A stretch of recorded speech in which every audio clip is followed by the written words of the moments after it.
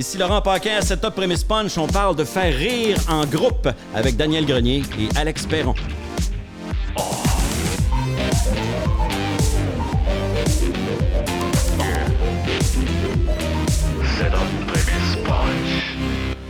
Parce que oui, on l'oublie, mais vous avez été dans des groupes.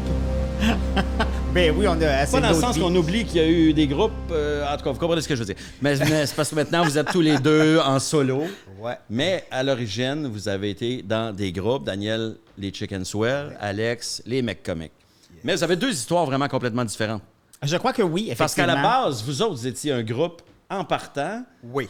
Vous autres, ça a été un groupe qui s'est formé Accident. à l'école de l'humour. À l'école de l'humour, finalement. Exactement. On ne se connaissait pas du tout avant d'arriver à l'École nationale de l'humour. À cette époque-là, c'était 1 an l'école. Puis même, je vous dirais que pendant, tu sais, on passe l'audition. Après ça, il y a une journée de stage. À la journée de stage, moi, je regardais Louis Morissette. Je me disais, je peux pas croire que ce garçon-là sera pris à l'école. Pour vrai? Oui, exactement. Louis qui arrivait de CHSC, tout ça, avec déjà une comptabilité en tête. Fait que moi, puis moi, j'arrivais du théâtre avec un T majuscule, de mon bac à l'Université Laval. Majeur en théâtre, mineur en cinéma. Donc, j'étais dans le jugement, totalement. Fait que tu venais de t'abaisser à faire de l'humour. Non, je n'ai pas m'abaissé. Non, j'avais envie de faire de l'humour, mais je jugeais un gars comme Louis qui arrivait des finances, puis de la comptabilité, puis de monsieur entreprise. Fait que c'était contrairement à tout l'inverse de ce que j'aimais.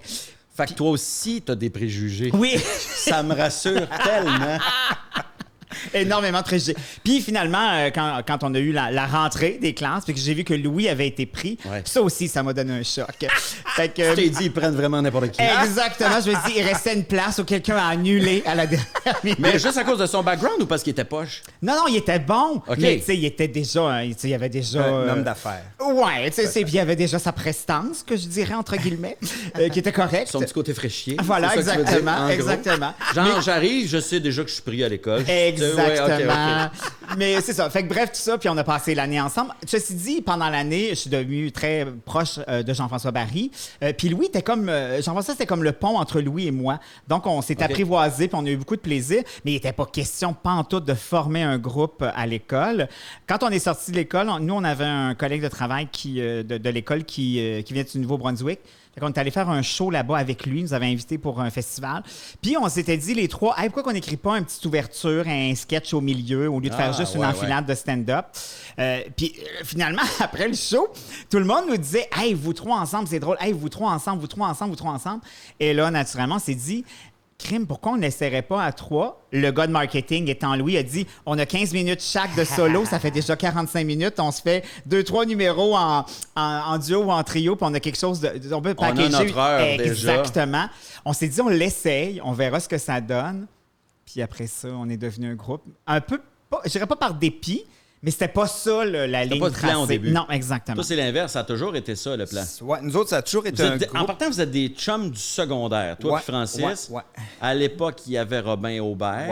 Ouais. Par la suite, bon, on le sait, Simon-Olivier Fecteau. Ouais. Ghislain Dufresne a été dans les Chicken Swell. Ouais. Plus plein d'invités que vous avez eus. Mais je veux dire, à la base, c'est toi puis Francis. Moi puis Francis. Des chums du secondaire. Des chums du secondaire. On avait un exposé oral à faire en secondaire 3 en anglais. On a écrit un exposé un peu comique. Ben, on voulait que ça soit drôle. Puis c'est devenu drôle, tu sais. On avait une couple de jokes en anglais, puis ça riait dans la classe, puis on a dit crime.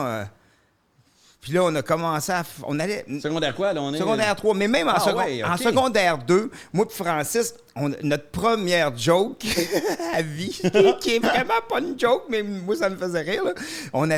On s'était dit, hey, on va aller veiller à Victo dans un 14-18, puis on va s'habiller pareil, mais on se tiendra pas ensemble, voir qu'est-ce que le monde va dire. C'est tellement vous autres, ça. Déjà, ça a-tu fait de quoi? Ben, il y a du monde qui me dit, hey, il y a un gars habillé comme toi, et ça, genre, ouais. Puis c'est pas mal ça, notre punch. C'est donc bien drôle. Donc, vous aviez écrit des jokes déjà en secondaire 3. Moi, en secondaire 2, je faisais encore des monologues, des cyniques. Ah, OK. Puis d'Yvon Deschamps devant l'école. Tu sais, ça donne une idée. Mais moi aussi, j'ai pensé au début que j'allais faire de l'humour en groupe. Moi, quand j'étais jeune, je faisais de l'humour avec des chums. Ah ouais? Les premiers sketchs que j'ai écrits, c'était avec des amis. Puis j'avais le feeling... même au cégep, quand j'ai fait cégep en spectacle, je l'ai fait en solo. Mais après ça, j'ai travaillé avec des chums à moi. J'étais sûr que j'allais faire de l'humour en groupe. Mais moi, c'était beaucoup par manque de confiance. Il y a un peu de ça dans le choix de... Oui. Moi, il y avait ça aussi, en tout cas. Moi aussi, tu sais, puis c'est rassurant. Tu sais, moi, je parle dans notre cas, à 3, je dis n'importe quoi, si tu arrives sur scène puis tu testes un numéro, tu te pètes la gueule, à 3, c'est facile d'en rire rapidement, de retomber sur nos pattes, d'improviser. Quand tu es tout seul, tu peux le faire, mais tu as quand même à vivre ce moment-là tout seul, qui est complètement une autre paire de manches. Puis moi, j'arrivais du théâtre. Tu peux pas dire que c'est la faute des deux Non, autres. Exactement. Puis moi, j'arrivais du théâtre, fait que j'avais envie de la gang. Tu sais, j'aimais. J'ai toujours été un gars de gang, d'esprit d'équipe, de tout ça. Fait que moi, pour être dans un groupe, c'était le bonheur total. Y a-tu la peur d'être seul aussi? Tu sais, c'est niaiseux, mais un groupe... moi, c'est l'affaire que je trouve le plus difficile en solo, c'est de faire de la route tout seul. Mm-hmm. Des fois, tu sais, j'aime... Puis je le dis, là, j'aime faire de la tournée, mais c'est le bout en char quand tu reviens que je trouve dégueulasse. Moi, ce que j'ai trouvé bizarre, c'est quand j'ai lancé mon premier show solo. Naturellement, il y avait comme plein d'affaires là-dedans. Je voulais tester si, j'étais capable de le faire tout seul. Ouais. Mais aussi, tu sais, quand tu commences à roder tes numéros, j'étais toujours partagé entre l'exaltation d'être seul sur scène puis de faire ce que je voulais, de dire ce que je voulais. Puis en même temps, un peu comme je viens de le dire, quand arrivent les moments un peu plus difficiles, c'est comme « Oh, je suis seul! » Puis aussi, de terminer un show puis de ne pas avoir personne. Tu sais, on était 3, nous autres. Mettons, tu as un bon succès, tu le partages, tu es content, tu tripes dans la coulisse. Là, tu fais comme « OK, je suis assis tout seul. » Puis si ça t'étoffe, tu peux te défouler en parlant avec quelqu'un aussi. Mais là, je le vivais tout seul. Fait que c'était comme un peu en montagne russe au départ pour moi. Des moments d'exaltation puis des moments où je me sentais bien perdu. Toi aussi, Daniel, là, tu pognes tes petites valises puis tes accessoires puis ta guitare. En plus, t'as full de stock. Oui, c'est ça. Toi, t'as pallié avec beaucoup d'items. Oui, j'ai remplacé mes amis par des poupées. Mais, tu sais, dans le fond, je sais que votre avantage, c'est que tu avais fait des numéros seuls quand même à l'école de l'humour. Oui. Nous autres, on avait fait 2 puis ça n'avait pas été un succès. Là. Je m'excuse, mais ton personnage de Maurice... Humoriste... Ça avait marché, mais... Oui, en classe, le monde se pissait dessus. Oui, mais tu sais, j'avais pas été souvent en solo, puis quand je suis arrivé en solo, ça m'a pris du temps avant d'être capable d'être à l'aise tout seul sur scène. Tu sais, vu qu'on jouait toujours avec un 4e mur, les chicks, on jouait tout le temps comme ça, puis on regardait jamais le monde, tu sais. Fait que le temps que je me revire vers les gens, ça a pris 1 an et demi. C'est moi qui est peut-être pas vite, là. C'est le contact visuel aussi. Que j'imaginais que quand tu es habitué de constamment donner la réplique à quelqu'un, là, tu donnes pas la réplique à quelqu'un, tu donnes la réplique au public. Tu sais, même, je te dirais, les premières fois que je t'y vais en solo, t'avais comme l'air gêné, tu regardais beaucoup à terre. J'étais un peu encore de même, là, mais c'est rendu un personnage. C'est un peu ton personnage de scène aussi qui est le fun de même. Mais il y avait ça un peu au début. Une espèce de... Ah oui, c'est vrai, faut que je parle au monde. Oui, vraiment. Vraiment. Ben, tu sais, qu'est-ce que je dis, j'expliquais tantôt de se revirer vers les gens, c'est un sentiment en dedans, tu sais, que, tu sais, 23 ans, j'ai fait de l'humour d'une telle façon, avec 2 gars, qu'on se parle de même, on fait comme s'il y avait une télévision, on parle jamais au public, à part qu'on animait les Oliviers, mais qu'on animait les Oliviers, c'était encore des sketchs qu'on faisait entre nous autres, mais un peu... Puis là, il a fallu que... Tu sais, là, je le sais comment, là, mais quand tu ne sais pas comment... t'as reviré vers les gens, puis parler aux gens, c'était compliqué, là. Voyons, puis là, à chaque show, j'étais comme, voyons, me semble, j'avais plus de fun avant, tu sais, avec mes amis. Là, je suis comme, comment je fais? Voyons, me semble, les autres, ils le font, puis ça a l'air tellement simple. Les gens qui font du solo, mettons, c'est comme, wow! Tu sais, j'admire vraiment les gens qui font du stand-up maintenant que j'en fais, parce que c'est quand même, ça prend quand même une ouverture vers les gens qu'en groupe. Tu sais, moi, j'ai l'impression que les Chicken Swell, c'est un trip d'adolescent, tu sais. Depuis toujours. J'ai l'impression qu'on est un trip d'ado. Yeah, on est des ados, on trippe en gang. Puis là, en solo, as-tu l'impression d'être devenu un adulte? Ou Non! Je t'es quand même un adulte avec des poupées, puis des jouets, puis des dessins, puis des rébus. Oui, exactement. Vraiment. C'est ça l'humoriste que je connais qui a des rébus dans son stock. Là.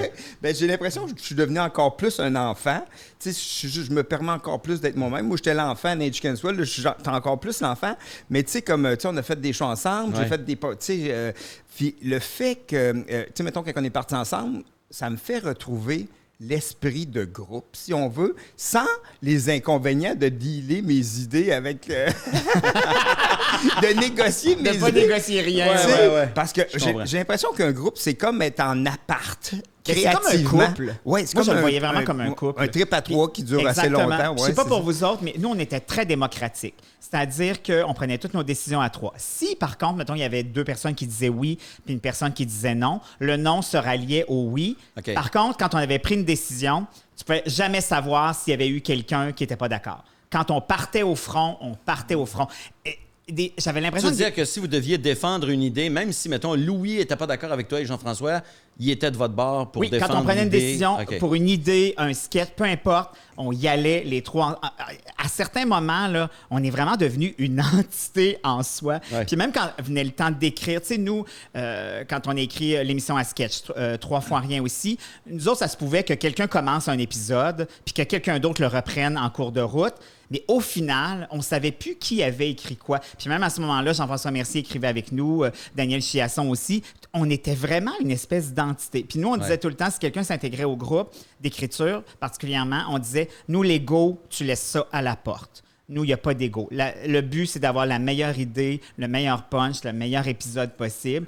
Fait que nous, ça a été... Mais vraiment, là, pendant 10 ans, j'avais vraiment l'impression qu'on était des fois une seule, c'est niaiseux à dire, mais comme une seule personne.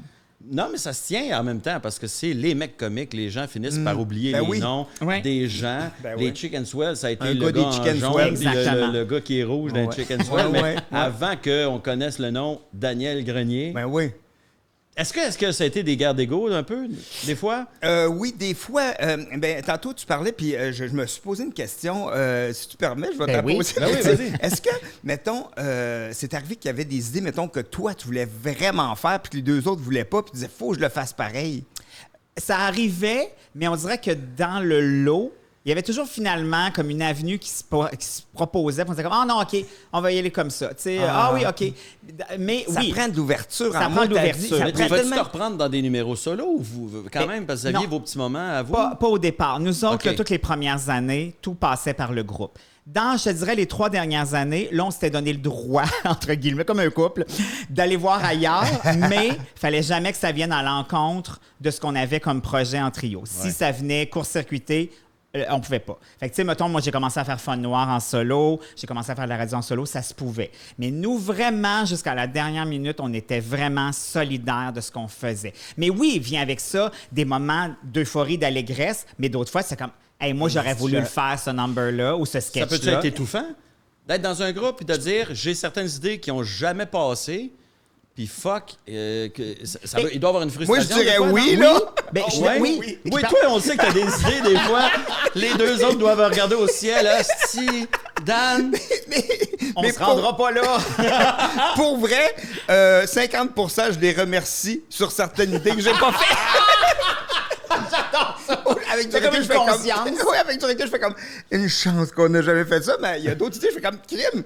J'aurais tellement voulu aux Oliviers faire Madrid on Ice avec des Bigfoot qui patinent. Ça, j'aurais voulu faire ça, mais personne ne voulait. Mais tu dis que t'es remercié, mais aujourd'hui, maintenant que t'es tout seul, il y a personne qui va...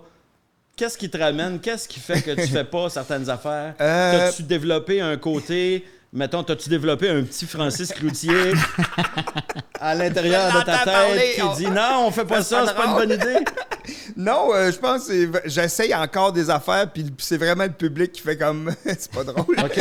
Francis puis Ghislain sont rendus le public. Dans le fond, tu sais, le public, c'est le meilleur pour décider, là. Tu sais, quand on rode, mettons... Ultimement, t'as beau trouver ta joke la meilleure au monde, si personne rit, tu l'enlèves, tu sais. C'est ça. Contrairement, mettons, avec les Chicken Swell, que je pouvais... Hey, les gars, on la réessaye. Mais là, je la réessaye 2 fois, puis après, je fais non, c'est fini, là. À un moment donné, bien beau souffrir, là. Mais des fois, je la mets de côté, une joke, je la mets de côté, puis je la laisse longtemps, puis c'est parce que c'était pas le bon moment. Tu la laisses reposer. Ça laisse macérer un peu.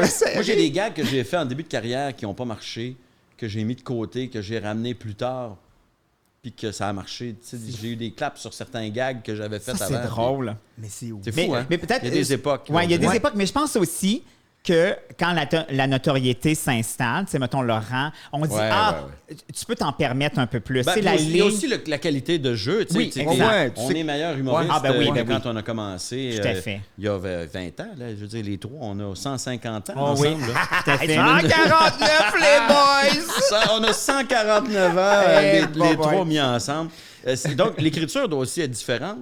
Tu sais, tu disais, on partage un peu les idées, puis on devient comme un tout, mais... Mais on n'écrivait pas ensemble.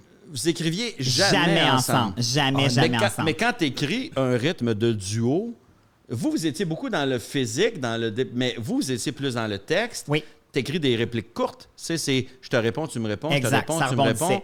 Là, d'un coup, tu es solo. J'imagine l'écriture, est-ce que ça t'a complètement déstabilisé de recommencer à écrire du monologue? Ah ben oui, c'est sûr, parce que là, tout à coup, il n'y a personne d'autre qui te donne la réplique ou qui vient bonifier la blague que tu viens de faire.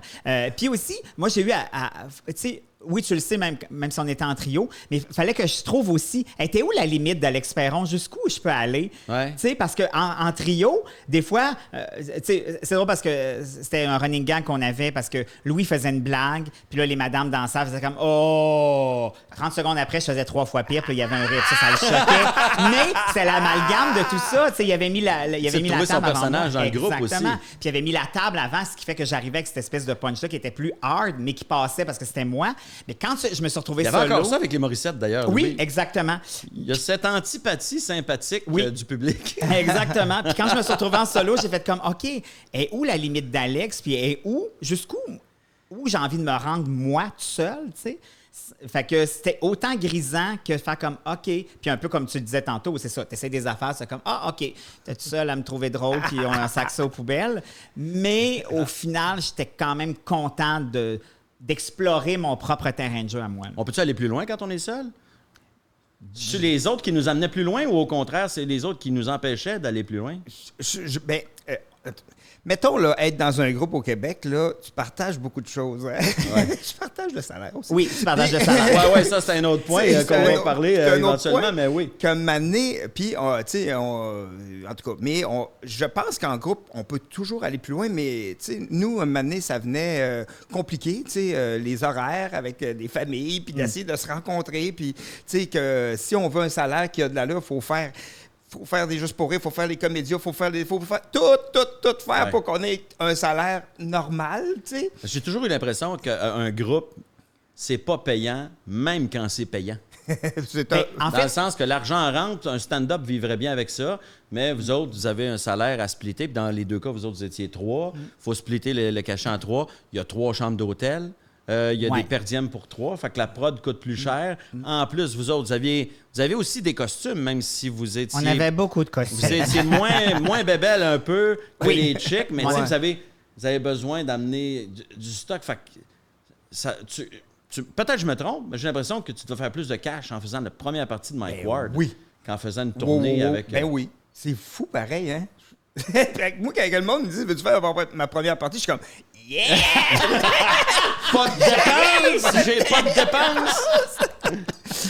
Du gros cash. Mais non, mais c'est sûr que ça rentre en ligne de compte. Mais en même temps, on avait vraiment du plaisir, les chicks, à écrire. Tu sais, nos émissions dans le temps, on riait en tabarnouche à écrire ça. Là. C'est sûr. Puis la liberté qu'on s'accordait, tu sais, c'était à Radio-Canada l'été, le vendredi, on avait une liberté totale. Ils disaient « Fais ce que tu veux ». On était comme « Hey, on écrivait des sketchs le midi, puis on est tourné l'après-midi. Vous aviez eu un peu le saut Guillaume Lepage approved. Là, puis Jean Bissonnette aussi. Oui, exact. Jean Bissonnette, qu'on a connu les partagé, deux. Exactement, parce qu'on était chez Jean Avanti. Bissonnette, que quand il arrivait quelque part en disant « Ça, c'est bon, je vous le garantis ». Nous autres, bénis des dieux, honnêtement. Ouais. Nous autres, là, pour revenir à l'argent, naturellement, tout le départ, tu sais, nous autres, aller faire un number dans un bar, là, se splitter une paye à 3, on était souvent en dessous de notre affaire. Quand est arrivée la télé, et là qu'on s'est rendu compte qu'on avait droit à chacun une paye pour écrire puis une paye pour jouer, c'était fête au village, comprends-tu? C'est vrai, parce que dans le fond, vous êtes comédien, on ne split pas le cachet en 3. Exactement. C'est chacun un cachet. Je me souviens que quand on a signé un premier contrat d'émission à sketch à 4 saisons, l'ancêtre de Nouveau et de V, puis qu'on nous a dit, et là, on regardait ça, puis on disait comme, OK, ça, c'est à moi tout seul. Lui, il faisait, ben oui. On a des attardés mentaux, là. Parce qu'on donner pareil un peu à lui pour me sentir à l'aise. Jeff, t'as le même contrat que moi. Wow! C'est malade.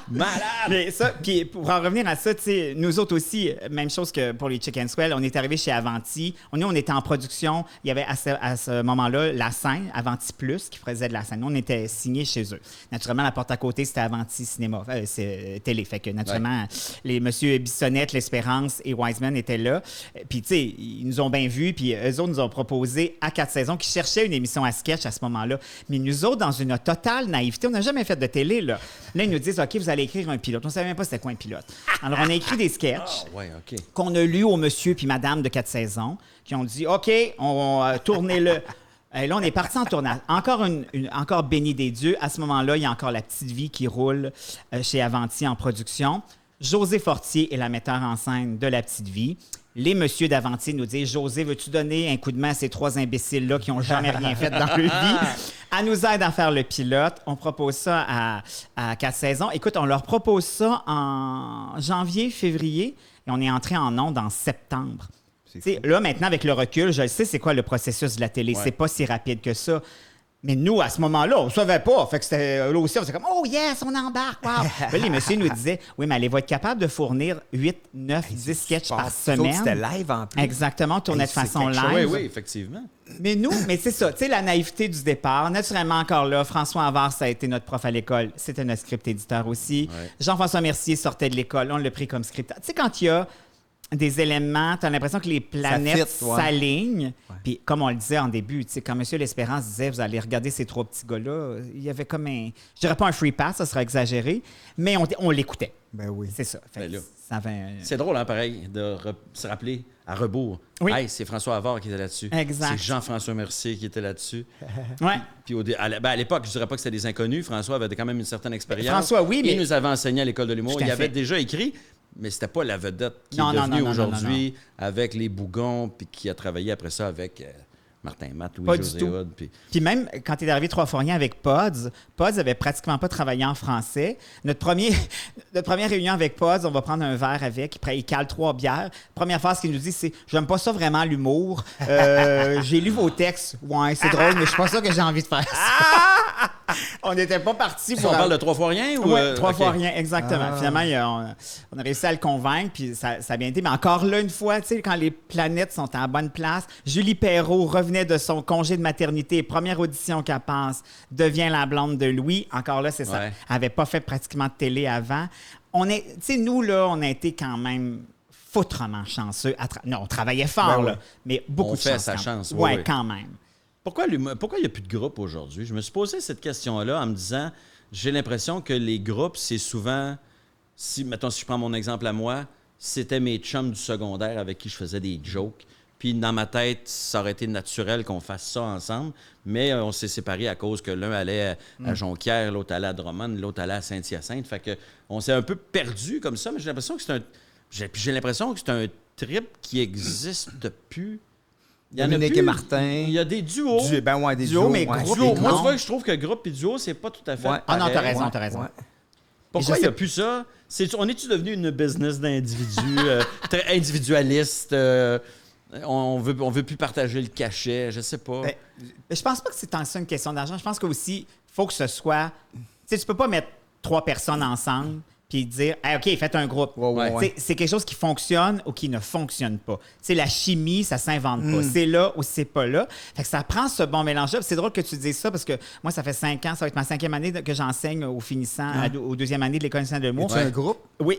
Non, mais à chaque fois, je leur dis « Formez donc un groupe! » L'avenir là-dedans. Puis moi, ça me manque parce que j'aime ça, les groupes. J'aime les parodies, tout ça. Ça permet tellement d'affaires. Mais c'est ça. On dirait que j'ai pas la réponse à ça. J'ai l'impression que c'est peut-être une question de modèle.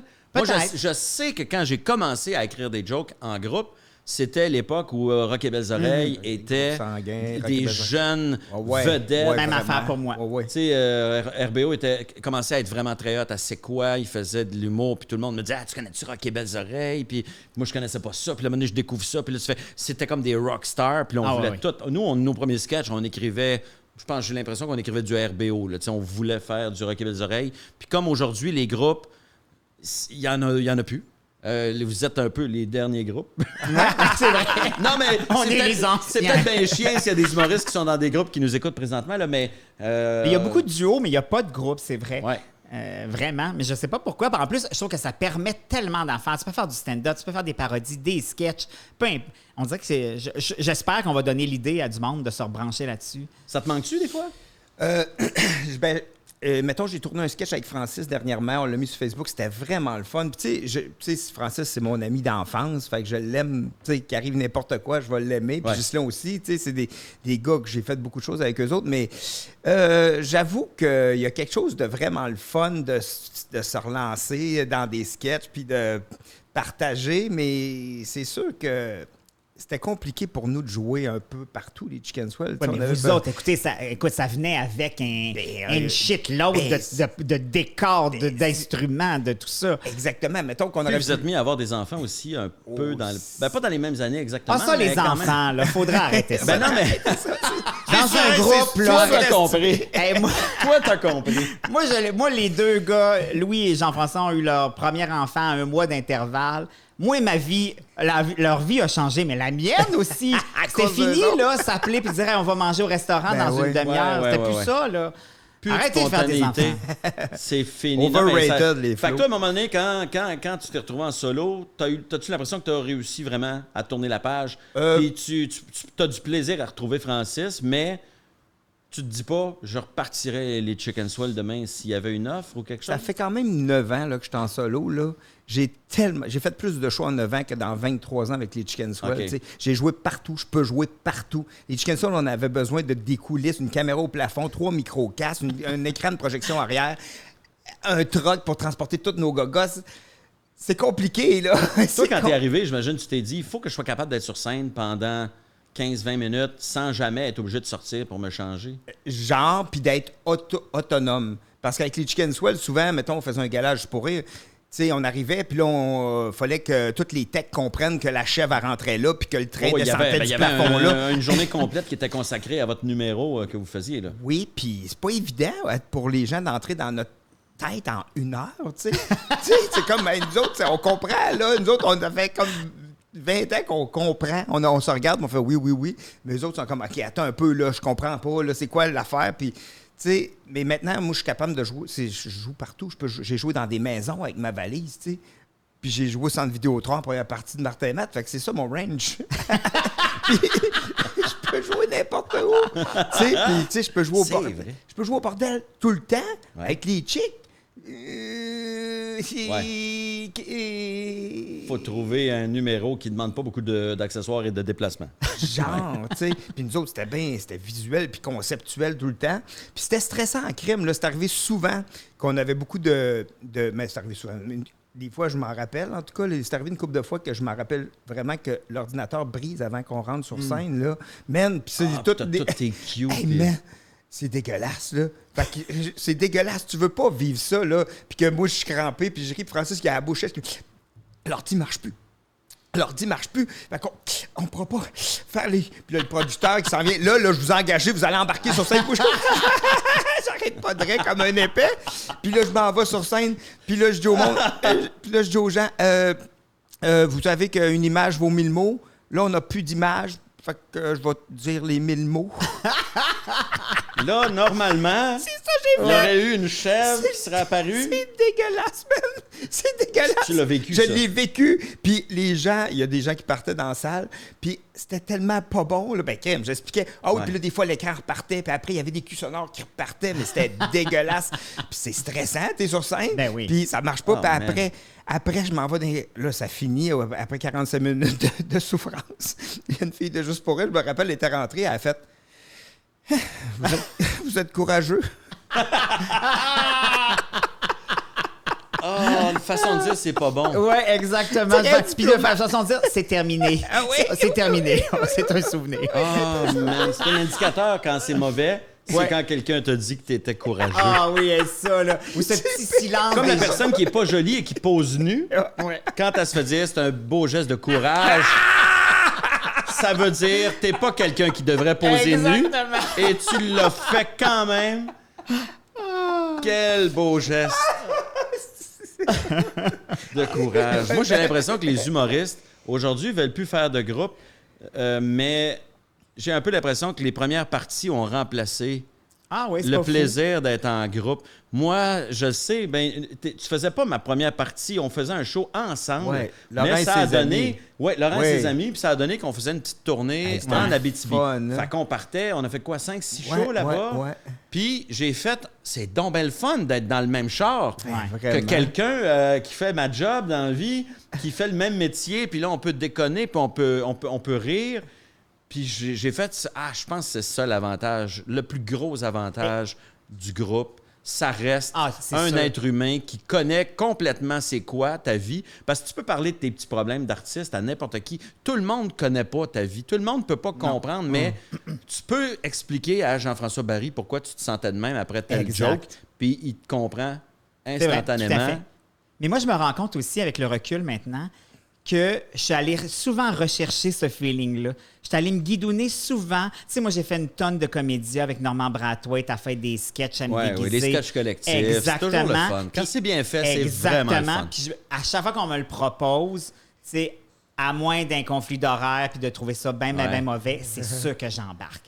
J'ai envie de revivre ce feeling-là, de partager la scène. Puis tu sais, quand il y a une espèce de mouvement sur scène, tout le monde a ses gags, tout le monde va avoir son moment. Moi, ça me fait vraiment triper. Puis je me rends compte que souvent, tu sais, j'aime ça en solo, puis ça me fait triper quand j'ai un bon hit sur la scène, puis je suis tout seul. Mais ce feeling-là d'être en gang pour un moment qui se passe là, ce soir-là, sur scène, moi, ça me fait encore énormément triper. Vraiment beaucoup. Toi aussi, Daniel, t'as fait des trucs un peu de gang, pas tant que ça. Un petit peu. Là, comme là, j'ai fait la mise en scène du gala de Pierre-Yves Roy Desmarais cet été. Puis j'ai l'impression que je retrouve mon côté Chicken Swell de parler avec plein de monde puis dire « Hey, on va faire ça. » Puis là, il voulait que je fasse un personnage dans... Sauf que là, t'es le metteur en scène, donc on te respecte. Je sais pas. J'irai peut-être pas jusque-là. Le dernier. Là, maintenant, tu l'as le dernier mot. Ça dépend. Mais ça nous fait apprendre à partager beaucoup en groupe aussi, puis à dire, OK, toi, qu'est-ce que tu veux? OK, ça, tu serais plus à l'aise avec ça. Parfait, OK, on va y aller dans cette direction-là. Tu sais, moi, quand je fais la mise en scène, avoir été dans un groupe, ça m'a aidé en tabarnouche parce que j'ai négocié toute ma vie avec... Parce que tu as une vision globale aussi, forcément, du show puis du numéro que vous présentez. Là. Oui, puis j'ai dealé avec des individus pendant 23 ans, tu sais, sur des idées. J'ai négocié mes idées pendant 23 ans. Fait que je suis plus attaché non plus à aucune idée. Si tu me dis c'est pas bon, hey, on passe à d'autres choses. M'en fous, là. On va en avoir d'autres. Oui, mais ça, c'est bon ce que tu dis là. Ça, c'est une grosse différence entre souvent un humoriste solo et des gens qui ont été en groupe. Souvent, je vais faire une généralité, mais c'est quand même un peu ça. Là. Souvent, l'humoriste solo, quand il y a une idée dans la tête, il l'a pas d'un pied. Il veut absolument l'amener. Souvent, quelqu'un qui a partagé la scène, soit dans un groupe, peu importe, souvent, on va baisser les bras. On fait comme, OK, on la fera pas. C'est pas grave. Tu l'aimes pas, je me battrai pas. Je me battrai pas tant que ça, tu sais. Il y a des combats que je vais mener, puis d'autres que je vais faire comme, OK, baisse les bras là-dessus. Mais on J'ai l'impression que ça vient un peu aussi avec l'âge. Ça se peut-tu?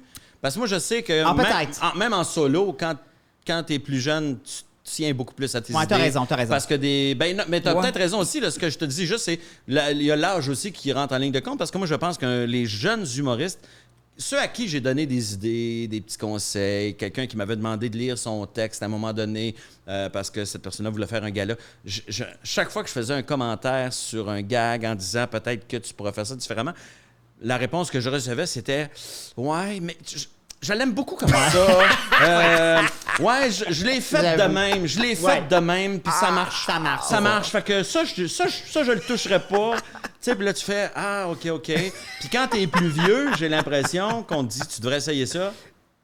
OK, je vais l'essayer. Non, t'as raison. J'ai l'impression qu'on a un peu plus ça. Mais je suis d'accord quand même qu'en groupe, t'es habitué à laisser aller. Lâcher prise un peu. Parce que si tu lâches pas prise, ça va être ça va être le conflit permanent. Ça va être l'enfer à tous les jours. Vous allez toujours... êtes-vous des gens pas de conflit, mais de compromis, plus grâce à ça? Assurément, oui. Moi, je pense que c'était déjà dans ma nature, mais c'est sûr que ça rend ça encore plus. On arrive à... Parce que c'est toujours ça. C'est toujours même quand tout le monde est d'accord, il reste qu'on est toujours à partager quelque chose. On n'est jamais tout seul complètement. Fait qu'inévitablement, ce n'est qu'une suite de compromis, mais de beaux compromis généralement, de façon générale. On est toujours dans le positif. Mais oui, parce qu'on est trois à partager Tout. On n'arrive jamais à un moment où on se dit, il me semble que je m'oublie là-dedans. Tu sais, des fois, dans un couple, on parle qu'il faut faire du compromis, mais des fois, les couples se cassent le jour où on se dit, j'ai l'impression de m'être oublié dans mon couple. Ça arrive-tu dans un groupe? Je me rappelle une idée qu'on avait faite à la fin de la saison des Chicken Swell que je voulais absolument faire. Par la saison télé. La saison télé, la première saison. Puis Francis puis Ghislain ne voulaient pas que je le fasse. Puis Jean Bissonnette me disait, Daniel, fais-le. Mais tu sais, c'est Jean Bissonnette. Puis Guillaume Lepage, il me disait, ben oui, tu peux le faire, mais je sais pas. Tu sais, lui, il était comme entre les deux. Puis là, j'étais comme, j'avais besoin de le faire, tu sais. Puis c'était pas drôle, là, le sketch, mais j'avais juste besoin d'extérioriser quelque chose de super poétique puis super dramatique. Puis je l'ai fait pareil, tu sais. Okay. Parce que Jean Bissonnette m'avait dit de le faire. Il dit, Daniel, faut que tu... Mais tu sais, Qui avait raison, Jean Bissonnette ou Francis Cloutier? Les deux. Les deux avaient raison. Les deux avaient raison, parce que ça avait peut-être pas sa place là, mais j'ai eu quand même quelques commentaires sur ce sketch-là qui a fait vraiment du bien à des gens, tu sais. Fait que je me dis, à moi, entre autres, je me suis écrit pour me dire bravo, Daniel. Mais il y a une madame qui me dit, tu sais, il y a une couple de personnes qui m'ont dit, hey, Daniel, ce sketch-là m'a fait du bien, puis j'ai compris que c'était plus profond finalement, puis... Mais bon, c'est sûr qu'il a fallu que je tienne à ma tête, puis les gars étaient comme... Ouais. Mais je voulais pas les faire chier non plus. Tu sais, il y a des fois... C'est pas évident d'être en groupe. C'est pas évident. Tu veux pas faire chier tes amis. Puis même moi, mon frère est mon gérant, tu sais. Ouais. Tu sais, tu veux pas faire... Je veux pas faire chier mon frère, là. Si je suis fâché après mon gérant, là, je veux pas que mon frère soit fâché. C'est ça, tu sais, je veux pas qu'il le dise à ma mère. Non, c'est ça. On le sait comment elle Il y a pourrait... un petit froid à Noël, mais non. Mais moi, je pense que c'est arrivé peut-être un peu plus vers la fin. Tu sais, nous, on a été 10 ans ensemble. Naturellement, à un moment donné, tu sais, sans prétention, nous, on avait fait de la télé, on avait fait de la radio, de la scène. Tu sais, on avait fait le tour du jardin. Tu sais, la nouveauté, elle était plus là. Tu sais, l'espèce de challenge de dire « Hey, on essaye ça, puis on va aller le faire ». La naïveté du départ, c'était parti. Je pense qu'à la fin, là souvent... on argumentait pas mal plus longtemps, chacun sur une idée qui nous tenait à cœur. Là, on baissait plus les bras, on faisait comme non, on va en faire celle-là. Quand peut-être, je dirais n'importe quoi, les 7-8 premières années, on fait comme OK, c'est correct, on l'essaye. Mais là, les deux dernières... Tu vois, ça contredit ce que je disais tantôt. Oui, exactement. Quand je disais que quand t'es jeune, t'es plus boqué, puis vous autres, c'est à l'inverse. Mais je pense que c'était surtout parce qu'on avait fait pas mal de... Tu sais, on avait essayé la télé, la radio, tout ça. Là, on le savait, puis là, on dirait que c'était plus... On voulait vraiment, des fois, mettre dans la gorge des deux autres. Non, on va l'essayer, ma toune disco, vous allez voir. Mais tu vois, ça, ce que Alex dit, je pense que c'est pour ça qu'il y a des groupes qui arrêtent, parce que les Chicken Swell, à la fin aussi, tu sais, c'était comme ça. Moi, on discutait trop longtemps des idées plutôt que les faire. Tu tiens plus ton point, fait que tu lâches pas prise. Ben, puis comme tu lâches pas prise, l'autre, il se dit « Hey, moi non plus, asti, je lâcherai pas prise. » Oui, tout à fait. Parce que, mettons, je sors une idée, Francis dit « Ouais, mais moi, je pense pas drôle. » Je fais « Ouais, mais attends un peu, mais moi, je pense que c'est drôle. » Puis là, je t'explique, mais parce que, tu sais, je pense que si on fait ça comme ça, puis là, « Ouais, non, je pense pas. » Fait que, bon. Ça se passe comment, une séparation de groupe? Ça se dit-tu un jour où on est assis, on se prépare... Je crois savoir que vous étiez en train de penser à un prochain show. Ouais. Puis qu'en travaillant là-dessus, vous vous êtes dit à un moment donné, hey, je pense on devrait arrêter là. Il y a quelque chose de vraiment bizarre. Le dernier projet qu'on a fait, les Chicken Swell, c'est une série qui était à Radio-Canada. C'était sur Tout.tv, puis c'était une série interactive qu'on pouvait jouer avec Alexis Martin, puis tout ça. Puis c'était une série... Le ColecoVision? Oui, c'était le Coleco, le nouveau Coleco. Oui, puis tu fais... Comment ça s'appelait, la télé interactive?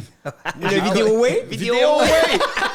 J'ai connu ça, moi! Mais moi aussi, mais n'empêche que là, on blague, mais ça aurait pu être les Chicken Swell qui inventent le Vidéoway. Effectivement. C'était quasiment ça. Il fallait qu'avec ta manette, tu pèses à gauche ou tu pèses à droite, puis que tu pouvais faire... Il y avait des jeux que tu pouvais jouer. C'était vraiment cool. C'était interactif. C'était vraiment quelque chose que je suis super fier. Puis ça s'appelait Disparu. Puis en tout cas, anyway, à la fin de Disparu... C'est Robin qui est venu réaliser ça. C'était le dernier projet des Chicken Swell. Robin, on a commencé les Chicken Swell ensemble. Robin vient réaliser ça. Ça a comme bouclé la boucle. Ça a bouclé la boucle. Puis à la fin, comment qu'on l'avait écrit, on partait chacun de notre côté parce que c'était plus simple comme ça dans la série, parce qu'il fallait pas se faire pogner par des gens qui voulaient nous courir après. Fait qu'on est partis chacun de notre bord sur une musique Étienne Daou de Malajube, super poétique. Puis c'est Robin qui réalise, on s'en va comme ça. Un mois après, on fait « C'est fini, Chicken Swell ». Puis tu sais, ça a fini avec une image qu'on se séparait. C'était notre dernier projet artistique, puis ça a fait... Puis, tu sais, on dirait que ça l'a fini aussi naturellement qu'une feuille tombe à l'automne. On était rendu là. C'était pas comme si... J'ai souvent entendu ça sur les groupes, que ça s'est fait comme un peu tout seul. Comme tu dis, comme une feuille qui se détache tout seul. Puis RBO, c'est un peu la même chose. Quand ils sont séparés, ils étaient ensemble, puis ils ont fait, hey, regarde, finalement, on a tous des petits projets ici et là. Nous, ça s'est fait naturellement, mais avec l'aide de Louis. Ah oui, En fait, on en parlait dans la dernière année, puis effectivement, chacun avait commencé à faire des trucs en solo aussi. Puis aussi, on avait envie d'explorer des avenues diverses. T'sais, Louis avait déjà en tête la production, tout ça, ce qui, moi, m'intéressait moins, tout ça. On en discutait, mais à un moment donné, Louis, dans une entrevue à la presse, a dit comme, hey, moi, je m'en vais vers la sortie. Oui, exactement. Fait qu'on l'a lu. Il l'a dit dans le journal. Exactement. Fait qu'on l'a lu dans le journal. Fait que c'est ça que ça jette un fret sur la fin. Ceci dit, avec le recul, on s'en allait vers ça. Il avait raison. Louis étant Louis, il a mis la charrue devant les bœufs comme d'habitude. Avec le recul, c'est correct. Mais à ce moment-là, c'est c'est exactement comme quand tu apprends que ta blonde t'a trompé. Ah ouais, que là, toi, t'es dans ton petit monde. Tu le sais par personne interposée. Exactement. Toi, t'as l'impression que tout va bien dans ta maison. T'as ton chien, ta piscine, tes 2 chars, tout est beau. Puis là, t'apprends que ta blonde est en train de se guidouner ailleurs.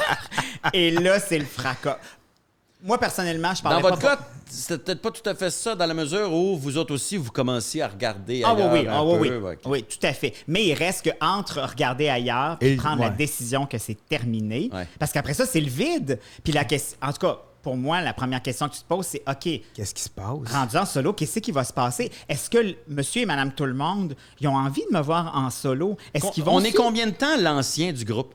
On est longtemps l'ancien du groupe. Pour reprendre le titre, c'était le jeune, le fif et le macho. Le jeune, le fif et le macho. J'ai été le fif pendant longtemps. Tu as été combien de temps le fif des mecs comiques avant qu'on se rappelle du nom Alex Perron ou qu'on l'utilise? Parce que des fois, on le sait, mais on est tellement habitué de dire... J'ai été chanceux. J'ai été celui que la transition s'est faite le plus rapidement. Parce que j'avais déjà commencé à travailler. Je travaillais sur À C'est quoi à ce moment-là. J'étais sur l'émission du matin avec Normand Brathwaite. Fait qu'on on dirait que j'étais comme déjà en train de me définir. Je pense que ton nom à toi était prononcé souvent à la radio. Fait que ça rentrait dans la tête plus facilement. Est-ce qu'il disait des mecs comiques encore à la radio ou pas? Non. Oui, quand on est encore en groupe, à partir du moment où ça s'est terminé, c'est devenu Alex Perron. Louis, naturellement, a été pendant un bout de temps. Le macho, déjà. Oui, mais aussi le chum de Véro. Quand ça s'est terminé, ils sortaient déjà ensemble. Fait que longtemps, ça a été d'abord le chum de Véro. Jean-François a eu à faire son nom aussi. Moi, je pense que j'ai été celui des 3 qui a retrouvé son identité assez rapidement. Puis, tu sais, à ma défense aussi, puis sans aucune prétention, j'étais plus flamboyant. Fait que, tu sais, on faisait comme c'est... Mais ton personnage de scène était plus défini aussi, là. Oui, exactement. C'est-à-dire que moi, je t'ai vu en solo, mais dans le temps où tu étais avec les... j'allais dire les chicks, c'est bon. Dans le temps que tu étais avec les mecs comiques, je t'ai vu faire des solos et tu avais ta signature, tu avais ton style, tu avais ton delivery à toi. Puis quand tu t'es retrouvé en solo, c'est un peu le même. Oui, ça s'est juste raffiné. J'ai l'impression que pour un stand-up, c'est plus tough après. Oui. Parce que tu as été en groupe, puis là, tu fais du stand-up. Là, tu fais, c'est quoi mon delivery à moi? Exact, tout à fait. De stand-up. Et moi, je l'avais déjà... Louis était un stand-up qui était, je pense, un bon stand-up. Oui. Mais qui n'avait pas un style encore si défini. Non, puis il était près du stand-up à l'américaine aussi. Tu sais, il parle de pneus, puis 2 secondes après, il parle de sa belle-mère, ce qui est correct aussi. Mais tu sais, ça, on est un peu plus habitué. La couleur vient moins rapidement. Tu sais, c'est pas comme, tu sais, Louis José Wood va être éternellement celui qui parle vite. Tu sais, Jean-François Mercier, même s'il devient le plus doux demain matin, va rester éternellement le gros cave à la base. Oui, le nom qu'il s'est lui-même donné avec le show du gros cave. Puis... Fait que, tu sais, moi, j'avais cette carte-là dans ma petite poche en arrière. Fait que c'est ça que je pense que ça m'a facilité beaucoup les choses. Toi, j'imagine... Tu as fait des gros hits en solo. Moi, je t'ai vu à Comédia avoir des standings. Solide. Tu fais ton nom. Considères-tu que tu le fais encore, ton nom, en solo, ou si c'est pas mal réglé? Ça a pris du temps. Je te dirais qu'au début, il était dans les Chicken Swell, puis la première année... Toute année, ça fait 9 ans. Au début, il disait, puis quand, mettons, je commençais, ça allait pas bien, là, puis j'étais comme arrêté de dire ça, c'est chiant pour les autres. Là, je scrape le nom, puis ils ont rien fait. Je scrape la mémoire du groupe. T'es en train de sacrer la marque à terre. Mais un moment donné, j'ai senti au bout de, mettons, 3 ans, quand je disais les Chicken Swell, on dirait que c'est comme si... Les gens faisaient « Ah, c'est vrai! » oui, c'est vrai. Puis là, il était content d'associer ça, tu sais. Mais pendant un bout de temps, il s'en foutait. À cette heure, les gens me reconnaissent. Mon nom, c'est ça, c'est Daniel. Ils savent plus. Mon nom, c'est Daniel. Puis, Enchanté. Salut. Moi, c'est Laurent. Oh, c'est vrai, on peut pas. Tu vois? Ça, c'est du groupe. Ça, c'est un sketch qui commence. Oui. Hey, mais en char, quand on est parti, mon gars, hey, on riait. Quand on partait, on est parti sur des chires de brainstorm, là. Ouais. Mais c'était comme écrire un sketch des Chicken Swell. Je me rappelle. Non, je sais. Hey, c'était mais moi, malade. moi, j'aime jouer avec du monde. Même quand je faisais... Maintenant, on le fait un peu moins dans les galas, à Juste pour rire, mais... Moi, à chaque année, je me disais avec qui je peux faire avec qui je peux faire un duo, avec qui je peux faire un numéro de groupe. J'aime tellement ça de donner la réplique à quelqu'un. C'est le fun.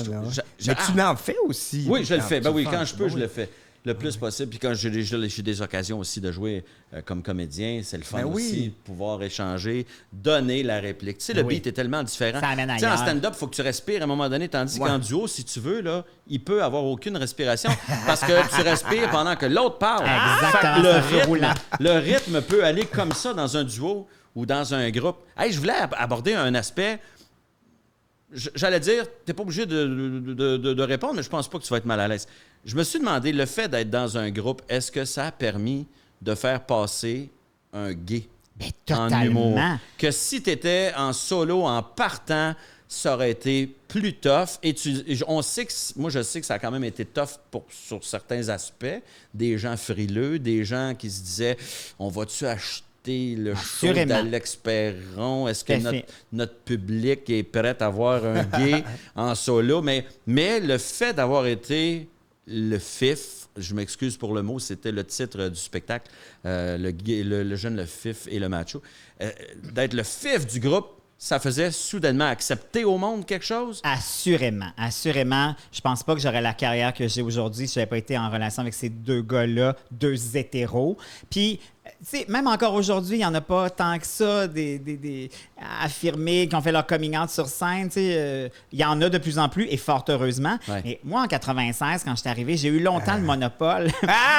Mais c'était merveilleux parce que les gens, ce qu'ils voyaient sur scène, c'était un gay qui riait de deux hétéros, puis deux hétéros qui riaient d'un gay. C'était très démocratique. Ça a été la plus belle carte de visite que je pouvais pas avoir. J'aurais jamais eu cette carrière-là si j'avais pas eu mes deux boys, un de chaque bord de moi à ce moment-là. Ça nous a ouvert des portes. Puis souvent, les gens qui auraient pu être récalcitrants à venir s'asseoir dans la salle puis me regarder moi, là, ils me voyaient en relation avec ces deux gars-là avec qui j'avais beaucoup de plaisir, puis eux autres aussi. Ils pouvaient juste rire puis embarquer dans la parade, tu sais. Puis tu pouvais être vraiment gay. Ah, j'étais solidement gay. Ben oui, dans le sens qu'il fallait que tu joues sur le contraste avec le macho. Ah, totalement. On y allait à fond la caisse. Fait que tu pouvais t'en permettre beaucoup. J'ai dit des affaires qu'en solo, j'aurais jamais pu dire. Ben non, puis que je voudrais plus jamais dire. Plus maintenant, plus en 2021. T'as-tu de la merde avec ça, justement? Peut-être la communauté gay? Ce qui est drôle... Tu vas trop loin. C'est ce qui est drôle. Moi, les pires critiques sont venus de la communauté et non pas des hétérosexuels. Okay. Particulièrement le FIF, tout ça. Pour moi, le FIF, même encore aujourd'hui... du mot, exactement. Certains te l'ont pas pardonné. Exactement. Il y en a pour qui ça dérangeait pas. Il y en a pour qui, pour d'autres, c'était vraiment très, très difficile. Puis ça venait à l'encontre de des affaires, puis ça avait l'impression de faire reculer la cause. Moi, je disais, probablement, c'est un mot. Puis encore aujourd'hui, c'est ce que je dis. Un mot, là, c'est nous autres qui y donnent la force. Si tu me traites de FIF, que ça ne me dérange pas, ben tu viens de perdre ton pouvoir. Ton mot a plus l'impact exactement. Si je le prends comme une attaque, si je le prends... je parle de moi. Comme les Noirs ont utilisé le N-word en l'utilisant eux-mêmes. Exact. Nous, on ne l'utilisera pas, là, mais tu comprends? Eux, ils se sont dit, nous, tu utilises ce mot-là pour nous insulter, ben on va se l'approprier. Exactement. Puis moi, ce que je disais, ma réponse, c'était toujours la même. Je disais, regardez, en ce moment, je suis en équation avec deux hétérosexuels qui rient de moi, je ris d'eux autres, on a du fun sur la scène. Ça ne peut pas être plus que ça le meilleur exemple de « ça se peut ». Qu'il n'y a pas de différence entre les gays et les hétéros. Oui, il y en a des différences, mais à la base, on est toutes la même affaire. Ça ne peut pas être plus clair que ça. Si tu me reproches ça, ça va pas bien. Dirais-tu que quand les mecs comiques sont arrivés, le Québec était plus homophobe qu'aujourd'hui? Beaucoup? Oui, quand même. Oui. C'est particulier parce que tu vois, moi, je suis persuadé qu'il y a des des gros mononcles machos qui voyaient les shows de mes comiques et qui trouvaient ça vraiment très drôle de te voir faire le gay. De la même manière qu'on aimait donc... Là, j'espère que tu ne seras pas insulté de la comparaison, mais Christian Lalancette, tout à fait. dans Chez Denise, qui était vraiment souffrance, puis il jouait le gay extrêmement gay, mais à une époque où le Québec n'était pas ouvert comme aujourd'hui. Du tout. Puis déjà, on sait qu'il y a encore du chemin à faire. Fait qu'à l'époque, imagine, dans les années 70, exactement, 80, début 80. Ouais. Mais pourtant, tout le monde aimait Christian Lalancette. Oui, mais moi, ça m'a donné un statut privilégié. Ceci dit, c'est arrivé souvent que aussi, on me dise « Ah, mais toi, c'est pas pareil. » Ah, mais toi, tu sais, mettons un monsieur, là, c'est souvent les messieurs, là, ils vont faire comme, moi, ça me dérange, mais toi, c'est pas pareil. C'est pas pareil, c'est probablement parce que je les faisais rire. C'est-tu triste ou c'est le fun, ça? Ben, c'est mi-triste. C'est bizarre. C'est mi-fun, mi-triste. C'est triste, puis en même temps, tu te dis, bon, ben, j'y ai fait faire un petit bout de chemin, ça sera toujours bien ça. Mais ça fait qu'il aime un gay de plus qu'avant. Déjà, il y a un petit chemin. Ils ont une légère ouverture à ça. Aussi, ça nous arrivait, là, mettons que les gars, les messieurs nous disent comme, ah, moi, c'est ma femme qui m'a amené ici, mais finalement, j'ai eu du fun. Ah ouais? Bon, là, c'est comme, OK, on l'a fait un bout. On le prend. Mais c'est ça. Puis moi, j'ai jamais pris rien de trop personnel non plus. Puis moi, je me dis, les gens font le pas qu'ils veulent. S'ils en font un grand, tant mieux. S'ils en font un petit, c'est déjà ça. Mais puis il faut se ramener toujours dans le contexte que on fait un show d'humour. Moi, je suis pas Jeannette Bertrand. Si ça déclenche quelque chose chez quelqu'un, tant mieux, c'est un plus-value. Mais à la base, on est là pour amuser, faire rire. Si on fait réfléchir, tant mieux. Mais je veux pas... J'haïs ça arriver sur scène et dire comme « Hey, aujourd'hui, moi, leur ferait pas. » C'est pas ça. C'est vraiment avec ça. C'est pas avec cette prémisse-là. Un, c'est prétentieux, puis deux, c'est pas ça notre job. T'sais. Si ça arrive, tant mieux. Puis particulièrement dans mon premier show solo où j'avais mon numéro où je racontais comment j'ai dit à ma mère mon coming out. Qui est un numéro très, très touchant. Merci. Et là, ça a explosé. Là, beaucoup, après les shows... Ça doit avoir fait tellement de bien à tellement de monde, ce numéro-là. Oui, mais beaucoup de parents aussi. Beaucoup de témoignages, sûrement, que tu as eu après. Énormément. Encore aujourd'hui, c'est quelque chose qui... T'as beau dire, je suis pas Jeannette Bertrand. T'as reçu peut-être autant de témoignages qu'elle. C'est possible. Mais ça, c'est un plus-value, mais tu le fais pas dans l'optique de dire, j'espère... Je vais faire évoluer. Ouais, non, mais tu le fais pour toi. Ben oui, exactement. Oui, tellement. On n'est plus tellement dans le sujet du groupe, mais vu qu'on parle de ça, je trouve ça vraiment bien intéressant. Moi, j'avais parlé, mettons, d'humour avec des gens des communautés culturelles. J'avais parlé, j'étais avec Preach puis Sinem Cara, puis je leur disais, vous sentez-vous constamment porte-parole d'une communauté? Puis je me posais la même question. Toi, tu as l'air du gars qui l'est, mais malgré lui. Que t'aimerais mieux juste être un dude qui fait rire le monde? Plus maintenant. Moins maintenant, mais beaucoup en début de carrière, je me suis mis ça ses épaules. Je reviens encore du fait qu'il n'y en avait pas. Il y avait juste moi, puis Danny Turcotte, mais même là, il n'a pas fait son coming out. Exactement. À l'époque. Fait que souvent... Et qui ne jouait pas du tout là-dessus. Il ne s'était pas nommé, à part, mettons, son personnage de Danny Verven, qui creusait un spectateur mais qui là, était ça restait dans le ouvertement personnage. Gay. Là. Mais c'est sûr que mes premières années, je m'étais mis sur les épaules. Quand il arrivait quelque chose dans l'actualité, c'est sûr que LCN m'appelait. C'est un running gag avec ma gérante. Là. Le téléphone sonnait tout de suite pour que j'aille témoigner. Puis au départ, je me donnais comme cette pression-là de dire « Oh mon Dieu, oui, il faut que j'aille prendre position. » Puis à un moment donné, j'ai fait comme « Voyons, un, j'ai pas d'avis sur tout. Puis deux, j'ai pas à avoir d'avis sur tout. Je vais y aller quand je vais le sentir, puis j'ai l'impression d'avoir quelque chose à dire là-dessus. » Par rapport à la communauté, puis je le comprends, ce réflexe-là aussi, les gays, ce qu'ils voulaient, c'est que je sois à la fois le gay célibataire, le gay qui veut se marier, celui qui veut des enfants, celui qui en veut pas, celui qui veut vivre en banlieue, celui qui veut vivre en ville. Oui, puis à un moment donné, je me disais comme, mon Dieu, il faut que je plaise à tout le monde. Si t'es trop gay, on va dire que t'es un cliché de fifi. Exactement. Puis si tu le caches, on va dire, ben là, t'assumes pas. T'as-tu honte? C'est ça. Okay, puis à un moment donné, j'ai fait comme, hey, moi, là, je vais juste être moi-même avec ce que j'ai envie de dire puis faire rire. Ça va être la prémisse, puis prenez-la ou prenez-la pas. Mais les premières années, je m'étais mis vraiment sur les épaules de faire comme je vais aider la communauté. Hey, on est-tu bien, nous autres, hein? On est-tu bien? On est hétéro et blanc. Ah oui, voilà, exactement. Bon, on est chauve, mais bon, on peut pas... Poil dans le dos, chauve, pas grave! Je me sens pas le porte-parole des chauves, ni des gros, d'ailleurs. Je me suis jamais senti porte-parole. Hey, je suis vraiment content de vous avoir reçu. Moi aussi. Ça a été super intéressant. Avant de se quitter, évidemment, on ne plug pas les shows qui s'en viennent parce que je ne sais pas quand est-ce que les gens écoutent le podcast. C'est peut-être dans 6 mois, dans 2 semaines, dans 1 an, je ne sais pas. Mais on peut vous suivre, mettons. Les médias sociaux, Daniel Grenier sur Facebook. Ouais, Daniel Grenier solo. Je travaille pour un prochain show, fait que ça va sûrement arriver pendant que je le travaille encore. Parce que. Ouais, fait que c'est ça. Daniel Grenier solo, puis. Instagram, mal, TikTok, Instagram, ouais, LinkedIn. Pas TikTok. T'es pas sur LinkedIn? Non, mais je vais peut-être me faire un genre Twitch, là, que mon chum de gars, il dit, faut que tu te fasses un Twitch. Il va absolument que je me fasse un Twitch. Oh man, ça existe ça, un Twitch? Ouais, c'est genre. Tu vois, là, je viens. Moi aussi, je suis perdu. Ben oui, mais j'ai 49, les boys. Ouais, c'est ça. vrai, t'es un jeune. T'es dans le vent, toi. Il est in. Voilà. T'es hip, comme disent les jeunes d'aujourd'hui. Ouais, c'est hip. T'es hip. Chibadou. Et Alex, t'es peut-être un peu plus actif, toi, sur les réseaux sociaux. Facebook, Twitter, Instagram, mais pas TikTok. Je me suis pas rendu là. C'est pas rendu là? Non, je comprends pas. Je suis pas sûr que je comprends, mais je suis sur TikTok pareil. Bon, parfait. Alors, vous pouvez me suivre sur Facebook, Instagram et TikTok si vous le voulez. Voilà. Merci. Hey, Alex merci. Perron, Daniel Merci, Grenier. ça fait du bien de Vraiment, jaser de oui, ça. belle Super discussion. épisode, très content. Puis nous, on se reparle ou on se réécoute un autre podcast de Setup Premise Punch. Bye tout le monde.